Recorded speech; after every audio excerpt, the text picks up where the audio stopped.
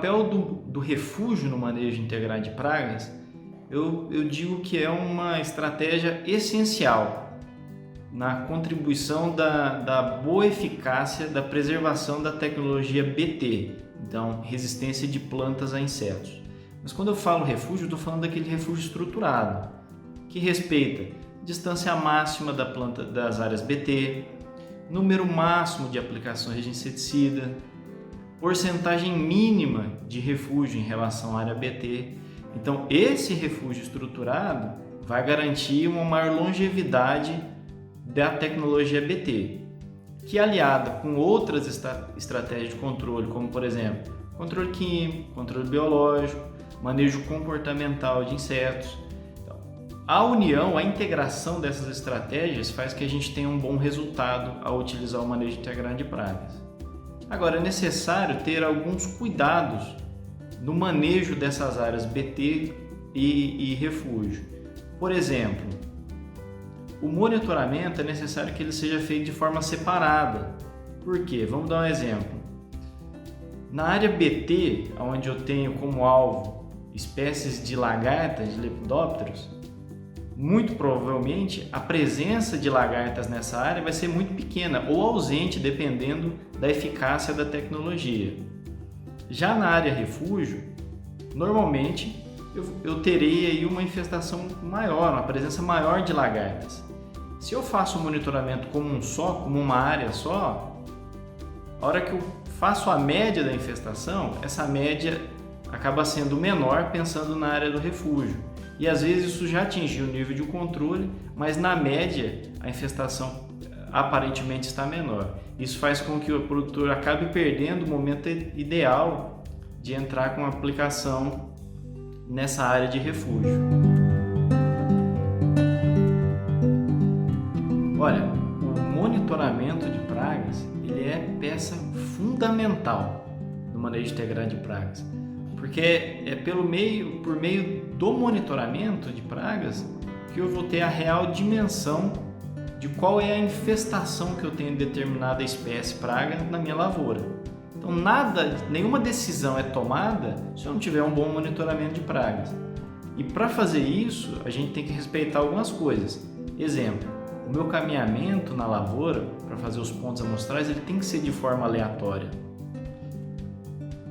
Eu não posso, por exemplo, fazer um ponto amostral numa área que eu vi ao caminhar que ela está mais infestada, ela está mais atacada.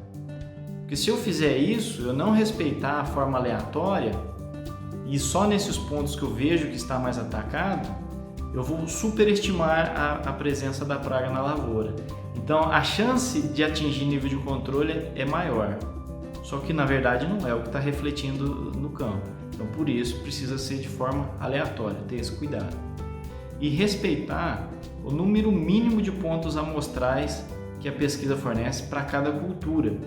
Porque esse número mínimo de pontos amostrais está muito relacionado com o hábito de distribuição da praga, por exemplo. Se eu tiver uma praga que tem uma distribuição mais agregada na área, eu tenho que ter mais pontos amostrais para aumentar a probabilidade de eu encontrar ela na minha lavoura.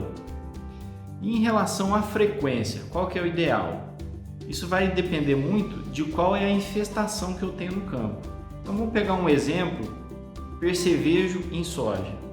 Se a minha lavoura ela estiver em R3, e a gente sabe que de R3 em diante é uma fase que a planta é sensível ao ataque de percevejo, e eu estou com uma infestação, por exemplo, no meu último monitoramento, que está próximo de atingir nível de controle.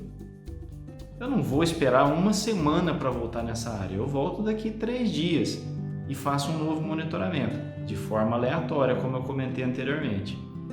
Por quê? Essa infestação não necessariamente ela estará maior, ela pode estar até menor, assim como ela pode passar do nível de controle. Então, o monitoramento que vai identificar se eu preciso ou não depois entrar com uma medida de controle.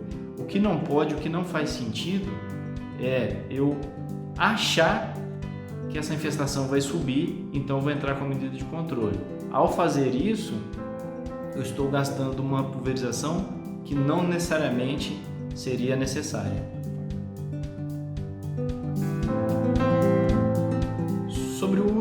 plantas BT em sistemas integrados, as recomendações são as mesmas que a gente tem para o cultivo convencional, em monocultivo.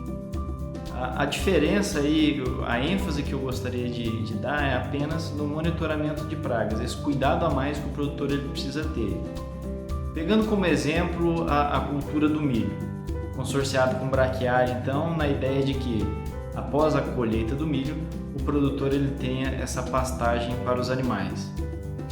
Então nós estamos falando de um sistema produtivo que nós temos duas plantas que são hospedeiras de Spodoptera frugiperda, que é alvo da tecnologia BT.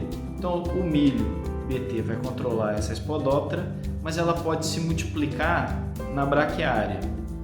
E pode acontecer dela começar a se multiplicar, começar a se desenvolver na braquiária, e essa lagarta, quando tiver um pouquinho maior, ela pode se deslocar e ir para a planta de milho.